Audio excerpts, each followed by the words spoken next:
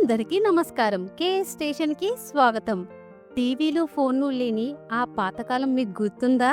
ఆ రోజుల్లో పక్కింటి కబుర్లే మనకు వార్తలు. సాయంత్రం వేళలో ఇంటి ముంగిట కూర్చొని చెప్పుకున్న కథలే మనకి సినిమాలు. అలాంటి ఒక అద్భుతమైన కథను ఈరోజు మనం విందాం. దురాశ దుఃఖానికి చేటు. రండి విందాం. రామయ్య చాలా నిజాయితీ గల మనిషి, కాని పాపం పేదవాడు. పగలంతా అడవిలో ఎండుకట్టెలు కొట్టి సాయంకాలం కాగానే మోపు కట్టి బజారుకు వెళ్లేవాడు. కట్టెలు అమ్మగా వచ్చిన డబ్బుతో తిండి గింజలను కొనుక్కొని ఇంటికి వచ్చేవాడు. కష్టపడి పనిచేసి కడుపు నింపుకునేవాడు. ఓ దినం రామయ్య కట్టెలు కొట్టుకోవడానికి అడవికి వెళ్ళాడు. నది ఒడ్డున ఉన్న ఓ ఎండు చెట్టు కొమ్మను నరకడానికి చెట్టెక్కాడు. కొమ్మను నరుకుతున్నప్పుడు చేయిజారి గొడ్డలి నదిలో పడిపోయింది. రామయ్య కిందకి దిగాడు. నదిలో ఎంత వెతికినా గొడ్డలి కనబడితే ఉట్టు. రామయ్య ఎంతో విచారంతో నది ఒడ్డున తల పట్టుకుని కూర్చుండిపోయాడు. అతని కళ్ళల్లోంచి నీళ్లు కారసాగాయి. అతని వద్ద మరొక గొడ్డలి కొనడానికి డబ్బులు లేవు. గొడ్డలి లేకపోతే ఇంటిల్లపాది పస్తులుండవలసిందే. అతనికి దిగులు పట్టుకుంది. రామయ్య స్థితి చూసి వనదేవతలకు జాలి కలిగింది.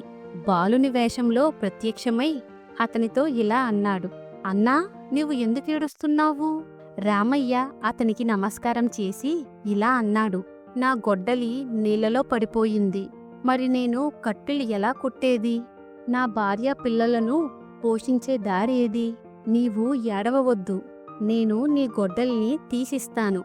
వనదేవత అతనితో అన్నాడు. దేవత నీటిలో మునకవేసి ఓ బంగారు గొడ్డలి పైకి తీసుకొచ్చి, ఇదిగో నీ గొడ్డలి తీసుకో అన్నాడు. రామయ్య తలెత్తి చూసి, ఇది ఎవరో గొప్పింటి వాళ్ళది. నేను పేదవాణ్ణి. గొడ్డలి చేసుకునేటంత బంగారం నాకెక్కడి నుండి వస్తుంది? ఇదేమో బంగారు గొడ్డలి అన్నాడు. దేవత మరోసారి నీటిలో మునకివేసి వెండి గొడ్డలి పైకి తీసి రామయ్యకు ఇవ్వబోయాడు. రామయ్య ఇలా అన్నాడు. స్వామి, నా అదృష్టం బాగాలేదు. నా కోసం మీరెంతో కష్టపడ్డా నా గొడ్డలి చిక్కలేదు. నా గొడ్డలి మామూలు ఇనుపది. దేవత మూడోసారి నీటిలో మునిగి ఇనుప గొడ్డలి పైకి తీసి ఇచ్చాడు. రామయ్య సంతోషించాడు. అతను తన గొడ్డలిని తీసుకుని వనదేవతకు కృతజ్ఞతలు తెలిపాడు. వనదేవత రామయ్య నీతి నిజాయితీని చూసి ప్రసన్నుడయ్యాడు. నీ నిజాయితీ నాకెంతగానో నచ్చింది. నీవు ఈ 2 గొడ్డలు కూడా తీసుకెళ్ళు అన్నాడు. రామయ్య బంగారం వెండి గొడ్డలను ఇంటికి తీసుకెళ్లాడు. అతను ధనవంతుడయ్యాడు. అతను కట్టెలు కొట్టడానికి అడవికి వెళ్లడం మానేశాడు. పొరికింటి పుల్లయ్య ఓ రోజు, నువ్వెందుకు అడవికి వెళ్ళి కట్టెలు కొట్టడం మానేశావు అని రామయ్యను అడిగాడు. బోలాశంకరుడైన రామయ్య కథంతా పూసగుచ్చినట్లు చెప్పాడు. పుల్లయ్య ఒట్టి దురాశపరుడు. బంగారం వెండి మీద పేరాశతో మరుసటి రోజు ఉదయం గొడ్డలి తీసుకుని కట్టెలు కొట్టడానికి అడవికి వెళ్ళాడు.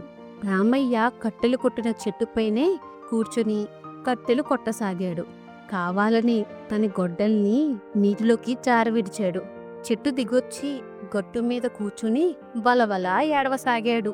వనదేవత పుల్లయ్య దురాశకు తగిన పాఠం నేర్పాలని ప్రత్యక్షమయ్యాడు. పుల్లయ్యను అడిగి నీళ్లలో మునిగి బంగారు గొడ్డలి పైకి తీసి చూపించాడు. పుల్లయ్య ఆనందంతో ఎగిరి గెంతేశాడు. ఇది నా గొడ్డలి అని కేక వేశాడు. నీవు అబద్ధం చెప్తున్నావు, ఇది నీ గొడ్డలి కాదు అని అన్నాడు వనదేవత.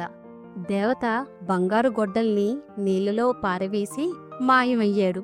దురాశకు పోయిన పుల్లయ్య ఉన్న ఇనుప గొడ్డలి కూడా పోగొట్టుకున్నాడు. గుండెలు బాదుకుంటూ ఇంటి ముఖం పట్టాడు. ఈ కథ ద్వారా మనం నేర్చుకున్న నీతి, పేరాశ వల్ల నష్టమే కలుగుతుంది. అదండి కథ. మీకు నచ్చితే దయచేసి లైక్ చెయ్యండి, మీ మిత్రులతో షేర్ చేయండి. ఇంకా మన కే స్టేషన్కి సబ్స్క్రైబ్ అవ్వడం మర్చిపోకండి. మీ మద్దతుతోనే ఈ కథలు ఎక్కువ మంది తెలుగు ప్రేక్షకులకు చేరుకుంటాయి, అలాగే మమ్మల్ని ప్రోత్సహిస్తాయి.